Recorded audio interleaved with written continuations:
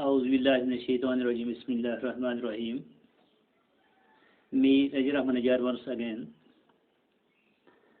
for 12th class lesson. My today's topic is role and functions of opposition. बच्चों, जैसे आप जानते हैं कि हिंदुस्तान का आईन जो है वो बना 26 जनवरी 1950 को। उसके 3 साल बाद यानी 1952 में यहाँ पे फर्स्ट इलेक्शन हुआ। पहले इलेक्शन में भी कांग्रेस ने मैदान मारा। उसके 5 साल बाद फिर जब इलेक्शन हुआ 1957 का 1957 में, उसमें भी कांग्रेस ने मैदान मारकर एक बड़ी जीत हासिल की। उसके बाद 62 में उसने हासिल की एक बड़ी कामयाबी। लगभग 3-4 इलेक्शनों में consecutive they got a majority and got a success in every field. उसके बाद 1969 में उसकी नाकामी हुई, यानी उन्होंने इलेक्शन जो है वो हार लिया है। तो उसके बाद एक अपोजिशन यहाँ पे स्टार्ट हो गई है। यानी अपोजिशन क्या होती है? जब यहाँ पे इलेक्शंस होते हैं, लोकसभा के इलेक्शंस होते हैं, उसके बाद जो मेजॉरिटी पार्टी होती है, जिनकी बहुत ही मेजॉरिटी आती है, उसका लीडर जो है उसको एसपीएम हलफ दिलाया जाता है। और जो दूसरी पार्टियां होती हैं जिनको एक अक्सरियत नहीं मिलती है, वो अपोजिशन में बैठ जाती है। 1969 के बाद यहाँ पे अपोजिशन को एक मुकाम मिला। अपोजिशन का काम क्या होता है, इसके फंक्शन क्या होता है, उसका रोल क्या होता है? सबसे पहले हम बात करें कि first and foremost point is here that it criticizes the government. It is the most important function of the opposition to criticize the government. ये गवर्नमेंट के क्रिटिसाइज करने का सबसे एक अपोजिशन का एक बहुत ही बड़ा रोल होता है कि जितनी सारी गवर्नमेंट की फंक्शंस होती हैं, ये अपोजिशन जो होता है ये उनको क्रिटिसाइज करता है, यानी तनकीद करता है। The opposition exposes the anti-people activities of the government. This exposes outside the parliament through demonstrations and inside the parliament through various questions. जैसे हम जानते हैं कि जब यहाँ पे एक अपोजिशन 1969 में क़याम पजीर हुआ, वहाँ पे कांग्रेस ओ जो थी उनको एक स्टेटस मिला गया है, इनको ऑफिशियल अपोजिशन की हैसियत दी गई। और ये उस वक़्त ये अंदाज़ा लगाया जाता था कि जो अपोजिशन है, अपोजिशन यहाँ पे जो है ये एक हेल्दी और ऑर्गेनाइज्ड अपोजिशन बन गई है। क्योंकि यहाँ पे इससे पहले मैंने कहा कि 1969 से पहले यहाँ पे एक ही पार्टी जो थी मैदान मार रही थी, तो उसे वन पार्टी डोमिनेंस कहते हैं। उसमें भी अपोजिशन ने एक बहुत ही बड़ा रोल अदा किया। उसने हाईलाइट्स किए हैं, तमाम वो एक्टर्स जो गवर्नमेंट के थे वो वहाँ पे हाईलाइट किए। और क्रिटिसिज्म जो पहला पॉइंट मैंने यहाँ पे बता दिया आपको कि ये इसकी फंक्शंस होती हैं। इम्पॉर्टेंट पॉइंट हैं टू क्रिटिसाइज द गवर्नमेंट। जब यहाँ पे पार्लियामेंट की बात होती है या आउटसाइड की बात होती है, पार्लियामेंट से बाहर,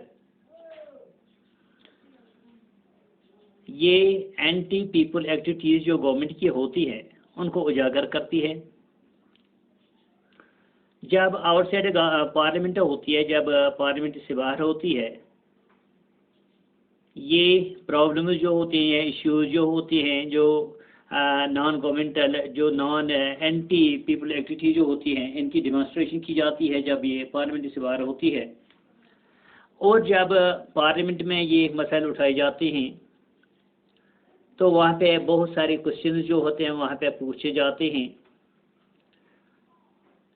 जितने डिपार्टमेंट्स हैं यहाँ पे या जितने सारे डिपार्टमेंट्स होते हैं, अगर किसी डिपार्टमेंट या जितने सारे डिपार्टमेंट्स में लोगों के साथ नाइंसाफ़ी हो गई है, उनके बारे में उनके डिपार्टमेंट्स को पूछा जाता है। या कहीं पे मिसयूज़ ऑफ पावर हुआ था तो वहाँ भी उसके मतलब पूछा जाता है। वहाँ पे जो सिविल सर्वेंट्स होते हैं वो उस सिमत में बात करते हैं। दूसरा पॉइंट जो यहाँ पे वो है that the opposition is a cooperation with government. That means there is a great cooperation between the opposition and the government. जो अपोजिशन होती है वो यहाँ पे गवर्नमेंट को कोई रुकावट नहीं करती। जितनी सारी फंक्शंस होती है गवर्नमेंट की चलाने में, जितने सारे काम होते हैं वो उनमें कहीं पे रुकावट नहीं बनती है। और हकीकत ये है कि जो मेजॉरिटी पार्टी होती है या अपोजिशन जो होती है, दे वर्क टुगेदर, वो एक दूसरे के साथ जुड़कर काम करते हैं। जितने सारे इंपॉर्टेंट मैटर्स होते हैं वहाँ पे इन दो के दरमियान एक कंसल्टेशन होती है। यानी जब जितने सारे मसाइल होते हैं, इश्यूज होते हैं, प्रॉब्लम्स होती हैं, तो उस वक्त अपोजिशन का लीडर जो होता है वो पीएम के साथ बैठकर उसका हल तलाशता है और कोई न कोई हल तजवीज़ा जाता है। तीसरा पॉइंट है कि अपोजिशन जो होती है it gives political education to people, ये लोगों को एक पॉलिटिकल एजुकेशन देती है। जो अपोजिशन होती है वो गवर्नमेंट के तमाम काम कार पे एक सुपरविजन की हैसियत रखता है। जितने सारे काम होते हैं ये सुपरवाइज होते हैं अपोजिशन की वसादत से। जबकि अपोजिशन ये जानती है कि उनके क्रिटिसाइज करने से, उनके क्रिटिसिज्म करने से they can't change the decisions of the government and this policies. जितने सारे मसाइल होते हैं इनके क्रिटिसाइज करने के गवर्नमेंट की जितनी सारी पॉलिसीज होती है, प्रोग्राम्स होते हैं, डिसीजन जो होते हैं, हालांकि वो बदलते नहीं हैं, लेकिन एक बात ज़रूर होती है कि लोग जो हैं वो एजुकेट हो जाते हैं इससे। चौथा पॉइंट मैं यहाँ पे डिस्कस करने जा रहा हूँ that it is appeal to the electors. ये इलेक्टर्स जो होते हैं उनके लिए एक अपील होती है। अपोजिशन जो होती है क्रिटिसाइज करती है गवर्नमेंट, ये गवर्नमेंट के कामकाज को जहाँ पे कहीं खराबी हो जाती है या कभी मिसयूज ऑफ पावर होता है, ये अपोजिशन जो होती है ये गवर्नमेंट को अनुमानित करती है वहाँ पे। यानी उनके चेहरे से जो वहाँ पे पर्दे होते हैं, पर्दे हटाए जाते हैं लोगों के सामने। और हमेशा अपोजिशन जो होता है ये प्रॉब्लम जो होते हैं लोगों की या गवर्नमेंट को अनुमानित करने के लिए या उनको हल तलाशना, इसका सबसे बड़ा कारण ये होता है कि they want to win the public opinion. वो हमेशा चाहते हैं कि पब्लिक ओपिनियन जो है हम जीत जाएं। जो अगले आने वाला जो इलेक्शन है the people will support us, ये जो लोग जो हैं हमें सपोर्ट करेंगे इस बारे में। तो इस तरह से ये काम करते हैं।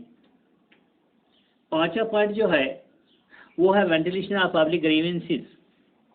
अपोजिशन जो होती है वो एक सेफ गार्ड होती है पब्लिक लिबर्टीज की।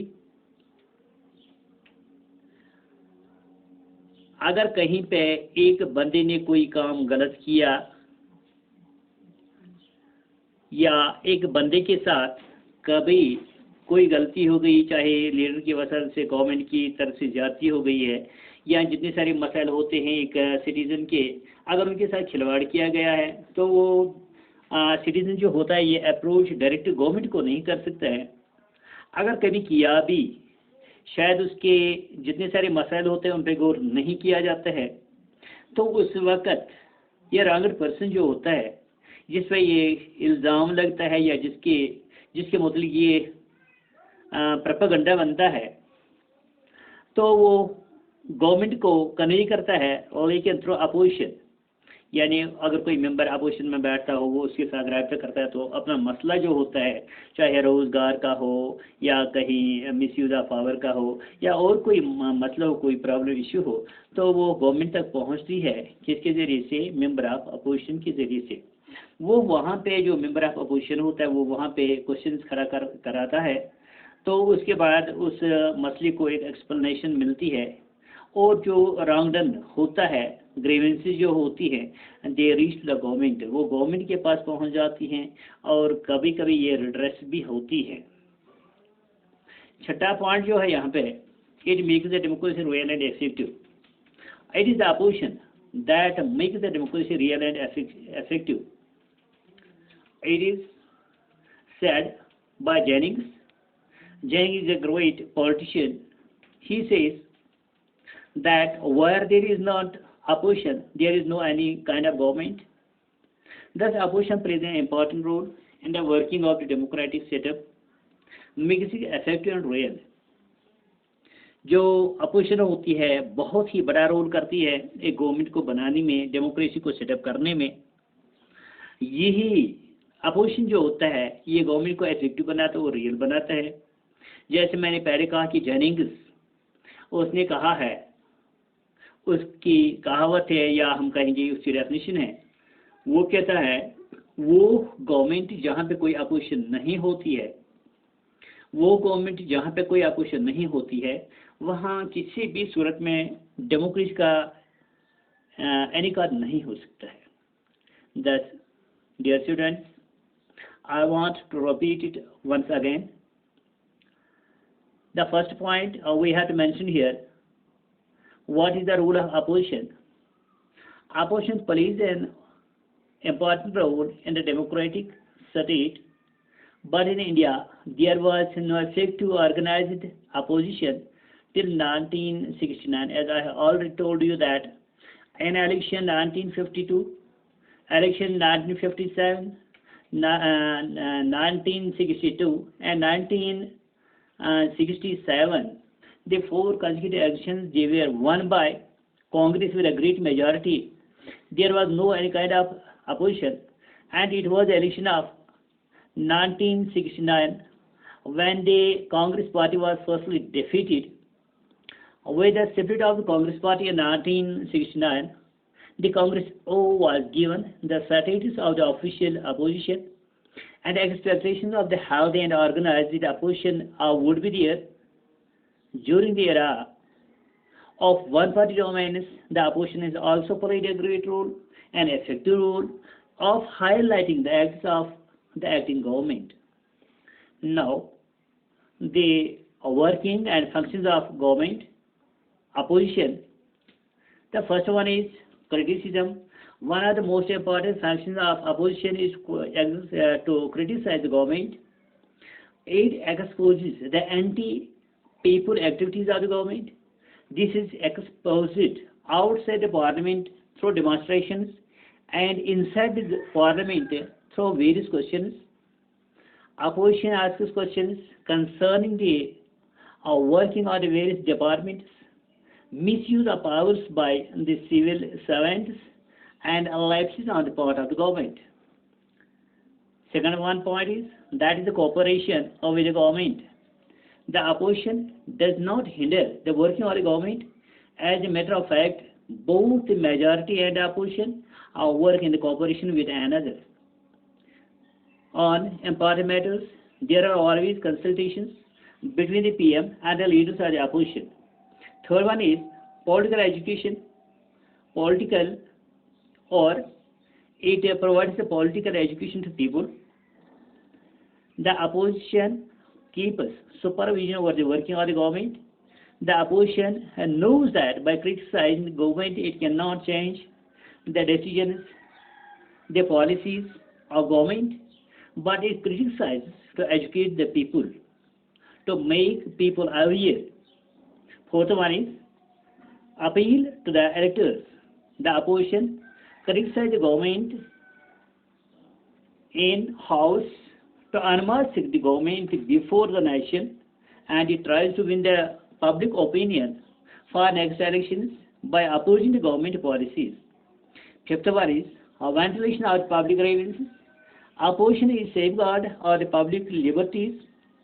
One, a wronged person can approach any member of the opposition who, by putting questions, can ask for explanation of the wrong done and grievances reached the government and got redressed.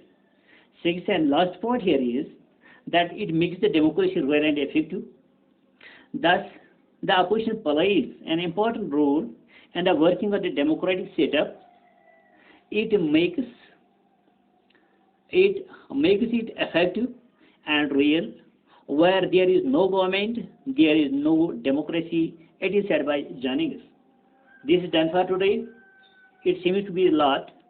Thank a lot for your positive cooperation. And I will present myself with another lesson tomorrow and hope that you will be safe at home.